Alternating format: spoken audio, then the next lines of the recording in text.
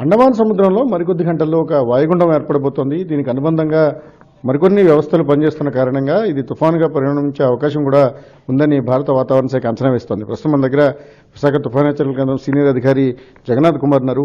Sir, ఇప్పటికున్న వాతావరణ పరిస్థితుల ఆధారంగా ఏ విధమైన సిస్టమ్స్ జనరేట్ అయ్యే అవకాశం ఉంది? వాయుగుండం ఎప్పుడు ఏర్పడుతుంది?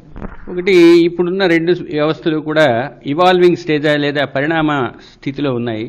ముఖ్యంగా నిన్న సాయంత్రానికి మలక్కా జనసంధి, దానికి ఆనుకుని ఉన్న దక్షిణ అండమాన్ సముద్రంలో ఉన్న సుస్పష్ట అల్పపీడనం ఈరోజు ఉదయానికి మలేషియా దానికి ఆనుకొని ఉన్న మలక్కా జలసంధి వద్ద సుస్పష్ట అల్పపీడనంగానే కొనసాగుతుంది.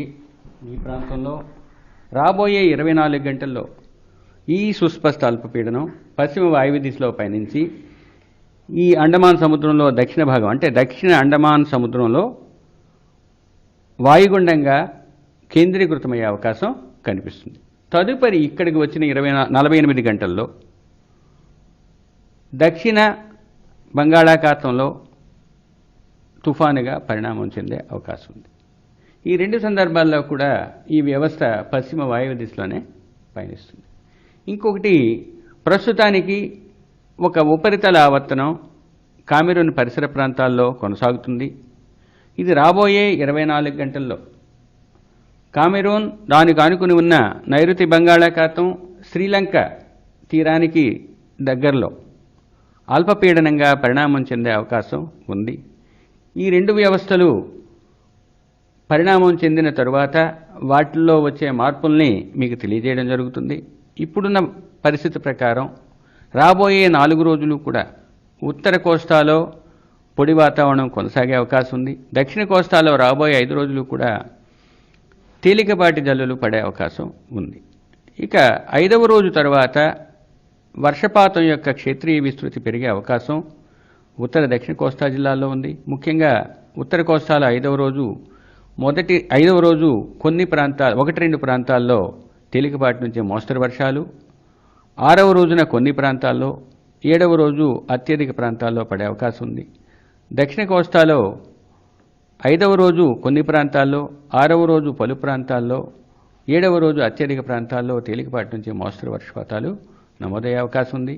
ఇక 6వ రోజున దక్షిణ కోస్తా రాయలసీమ జిల్లాల్లో 1-2 చోట్ల భారీ వర్షపాతం, 7వ రోజున దక్షిణ కోస్తా రాయలసీమలో 1-2 చోట్ల భారీ నుంచి అతి భారీ వర్షపాతం నమోదయ్యే అవకాశం ఉంది. ఉత్తర కోస్తాలో 7వ రోజున 1-2 చోట్ల భారీ వర్షపాతం నమోదయ్యే అవకాశం ఉంది. ఇక మత్స్యకారులకు 4వ రోజు 5వ రోజు దక్షిణ కోస్తా తీరం వెంబడి తీరం ఆవల ఈదురుగాలు 35 నుంచి 45, గరిష్టంగా 55 కిలోమీటర్ల వరకు వీచే అవకాశం ఉన్నందువల్ల 4వ 5వ రోజుల్లో దక్షిణ కోస్తా తీరం వెంబడి తీరం ఆవల మత్స్యకారులు వేటకు వెళ్లవద్దని హెచ్చరికలు జారీ చేయడం జరిగింది. అంటే ఇప్పుడున్న సిస్టమ్ అల్పపీడనం వాయుగుండంగాను అది తుఫానుగాను పరిమాణం చెందే క్రమంలో కొంత అనిశ్చితి కనిపిస్తుంది. ఈ అనిశ్చితి కారణం ఏమైంటుంది, దాన్ని ఎలా విశ్లేషించుకోవాలి? ఒకటి, లో రేంజ్ కానండ్రమ్ అంటే మీకు టైం పెరిగే కొద్దీ అనిశ్చితి ఎక్కువగా ఉంటుంది. ఇప్పుడు సిస్టమ్ ఇంకా చాలా దూరంలో ఉంది. మలేషియా పరిసర ప్రాంతాల్లో ఉంది అంటే మనకి చాలా దూరంలో ఉంది. ఉత్తర బంగాళాఖాతంలో అంటే మనకున్న బంగాళాఖాతంలో అది సర్ఫేస్ అయిన తర్వాత దాని యొక్క పరిస్థితిని అంచనా వేయటం మరింత బాగుంటుంది. ఇప్పుడున్నవి ల్యాండ్ పార్టు, ఓషన్ పార్టు మధ్యలో ఉంది.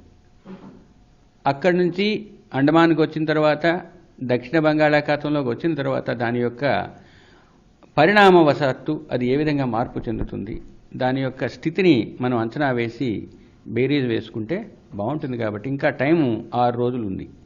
ఈ 6 రోజుల్లో మనం దీనిలో వచ్చే మార్పుల్ని క్షుణ్ణంగా పరిశీలించి చెప్తే బాగుంటుంది. ప్రస్తుతానికైతే 4వ రోజు వరకు ఎటువంటి ఇబ్బంది లేదు.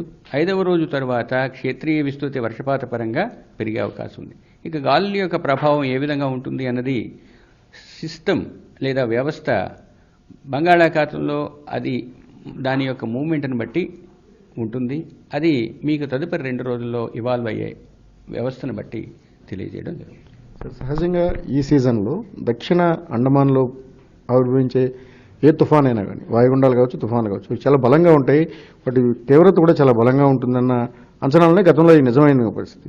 ఈసారి దాన్ని మనం దీని తీవ్రతను ఏమైనా అంచనా వేయగలుగుతామో, ఇది కొంత బలంగా ఉండే అవకాశం ఉందా? మనకున్న సాంకేతిక నమూనాల ప్రకారం అంచనా వేయడం జరుగుతుంది కాబట్టే మీకు ఇంత ముందస్తుగా తెలియజేయడం జరుగుతుంది.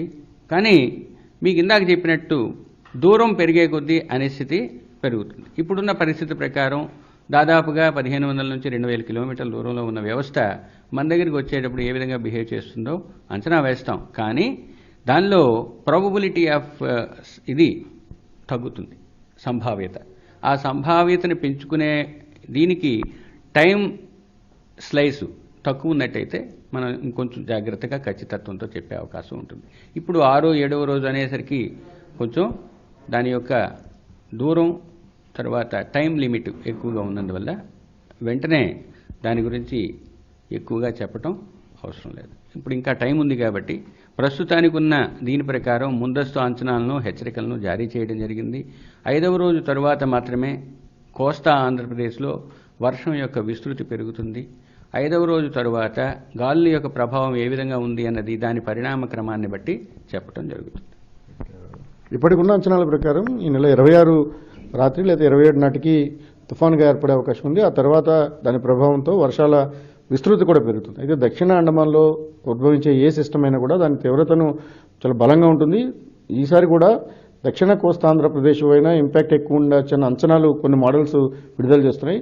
ఐఎండీ మాత్రం ఎప్పటికప్పుడు పరిస్థితిని నిశ్చితంగా గమనిస్తోంది. పూర్తి వివరాలను సిస్టమ్ దగ్గరికి వచ్చిన తర్వాత వెల్లడిస్తామని కూడా అధికారులు చెప్తున్నారు. కెమెరామెన్ రవితో రవిచంద్రన్ టీవీ, విశాఖపట్నం.